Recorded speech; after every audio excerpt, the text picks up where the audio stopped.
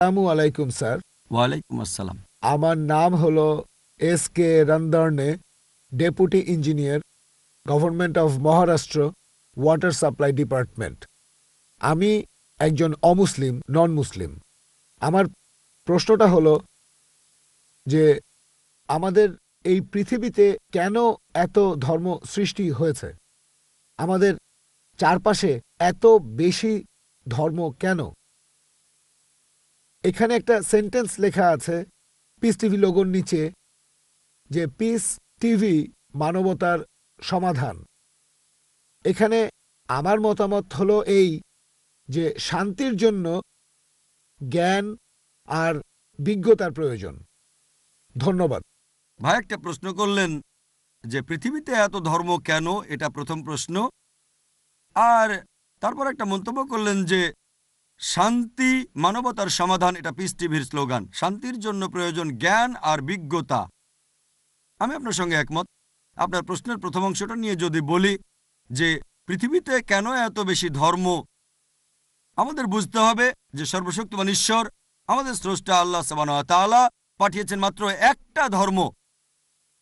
আল্লাহ পবিত্র কোরআনে বলেছেন সূরা আলে ইমরান অধ্যায় নম্বর 3 আয়াত নম্বর 19, ইন্নাদ-দীনা ইনদাল্লাহিল ইসলাম। একমাত্র ধর্ম, একমাত্র জীবন দর্শন যেটা আল্লাহ তাআলার গ্রহণযোগ্য, সেটা আল্লাহ তাআলার কাছে আত্মসমর্পণ করা। আল্লাহ তাআলা মাত্র একটা ধর্মই পাঠিয়েছেন। আর যত নবী রাসূল পৃথিবীতে এসেছেন, যেমন ধরেন আদম, ইব্রাহিম, মুসা, ঈসা, মুহাম্মদ, ওনারা সবাই শান্তিতে থাকুন, তারা মানুষকে একটা শিক্ষাই দিয়েছেন, আল্লাহর কাছে আত্মসমর্পণ করা।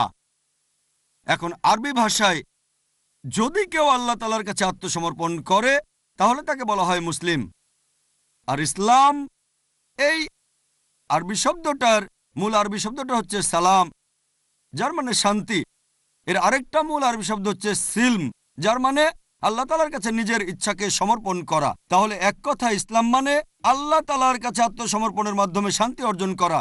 তাহলে আমাদের স্রষ্টা আল্লাহ তাআলা পাঠিয়েছেন মাত্র একটাই ধর্ম। তবে সময় বদলানোর সাথে সাথে ধর্মগ্রন্থগুলোও বদলে গেছে, বিকৃত হয়ে গেছে, নতুন জিনিস ঢুকেছে। আর এই ধর্মগ্রন্থ বদলানোর ব্যাপারে আল্লাহ পবিত্র কোরআনে বলেছেন সূরা বাকারা অধ্যায় নম্বর 2 আয়াত নম্বর 79, ফাওয়াইলুল লিল্লাযীনা ইয়াকতুবুনাল কিতাবা বিআইদিহিম সুম্মা ইয়াকুলুনা হাযা মিন ইনদিল্লাহ লিয়াশতারু বিহি সামানান কালীলা ফাওয়াইলুল লাহুম মিম্মা কাতাবাত আইদিহিম ওয়াইলুল লাহুম মিম্মা ইয়াকসিবুন। দুর্ভোগ তাদের যারা নিজ হাতে কিতাব রচনা করে আর বলে এটা আল্লাহর নিকট হতে। তারা এটা বলে তুচ্ছ মূল্য প্রাপ্তির জন্য। তাদের রচনার জন্য শাস্তি তাদের, যা উপার্জন করে সেজন্য শাস্তি তাদের। আল্লাহ তাআলা পাঠিয়েছেন অনেক আসমানি কিতাব, অনেক ইনস্ট্রাকশন ম্যানুয়াল। সময় বদলানোর সাথে সাথে এই ইনস্ট্রাকশন ম্যানুয়াল, আল্লাহর এই আসমানি কিতাব বদলে গেছে। যখন কোনো কিতাব বিকৃত হয়ে গেছে, আল্লাহ নতুন রাসূল পাঠিয়েছেন আর নতুন কিতাব। এইভাবে অনেক দিন চলেছে। তারপর আল্লাহ পাঠালেন সর্বশেষ ও চূড়ান্ত নবী মুহাম্মদ সাল্লাল্লাহু আলাইহি সাল্লামকে, আর সর্বশেষ ও চূড়ান্ত আসমানি কিতাব কোরআন নাজিল করলেন। এর আগে যেসব নবী রাসূল এসেছিলেন, আমাদের প্রিয় নবী মুহাম্মদ সাল্লাল্লাহু আলাইহি সাল্লাম বলেছেন যে আল্লাহ তাআলা এই পৃথিবীতে 1,24,000 নবী রাসূল পাঠিয়েছেন। পবিত্র কোরআনে মাত্র 25 জনের নাম বলা হয়েছে, অন্যদের নাম আমরা জানি না। হতে পারে একজন প্রশ্ন করেছিল, আপনি কি মনে করেন, একজন হিন্দু আমাকে এই প্রশ্নটা করেছিল, আপনি কি রামকে আল্লাহর রাসূল বলে মানেন, অথবা শ্রীকৃষ্ণকে কি আল্লাহর রাসূল বলে আপনি মানেন? আমি বলবো, যেহেতু নামটা কোরআন হাদিসে উল্লেখ করা নেই, আমি জানি না। আমি জানি না, হতে পারে রাসূল অথবা নাও হতে পারে, নিশ্চিত করে বলতে পারছি না। তবে এ কথাটা মানতে হবে, যেসব নবী রাসূল এসেছেন নবী মুহাম্মদ সাল্লাল্লাহু আলাইহি সাল্লামের আগে, তারা ছিলেন সেই সময় আর সেখানকার মানুষের জন্য। তাহলে রাম যদি আল্লাহ রাসূল হয়েও থাকেন, যদি কৃষ্ণ আল্লাহ রাসূল হয়েও থাকেন, তারা এসেছিলেন সেখানকার মানুষ আর সেই সময়ের জন্য। বর্তমানে পৃথিবীর সব মানুষ, তারা থাকতে পারে ভারতে অথবা আমেরিকায় বা সৌদি আরবে বা কানাডায় বা ইংল্যান্ডে, পৃথিবীর যে কোনো জায়গায় তারা মানবে সর্বশেষ ও চূড়ান্ত নবী মুহাম্মদ সাল্লাল্লাহু আলাইহি সাল্লামকে এবং সর্বশেষ ও চূড়ান্ত আসমানি কিতাব পবিত্র কোরআন।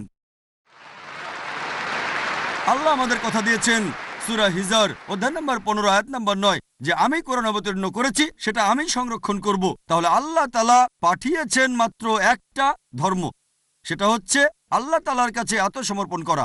ইসলাম মানে আল্লাহর কাছে আত্মসমর্পণ করার মাধ্যমে শান্তি অর্জন করা। আর আপনি বললেন জ্ঞান এবং বিজ্ঞতা দিয়ে শান্তি অর্জন করা যায়। হ্যাঁ, কার কাছ থেকে জ্ঞান? সবচেয়ে সেরা কে? আল্লাহ তাআলা আমাদের স্রষ্টা। কে সবচেয়ে জ্ঞানী? আল হাকিম, তিনি আল্লাহ সুবহানাহু ওয়া তাআলা মহান স্রষ্টা। তাহলে শান্তি অর্জনের সেরা উপায় হচ্ছে সেই জ্ঞান এবং নির্দেশনা মেনে চলা যেটা আমাদের স্রষ্টা আল্লাহ সুবহানাহু ওয়া তাআলা পাঠিয়েছেন। আশা করি উত্তরটা পেয়েছেন। ধন্যবাদ।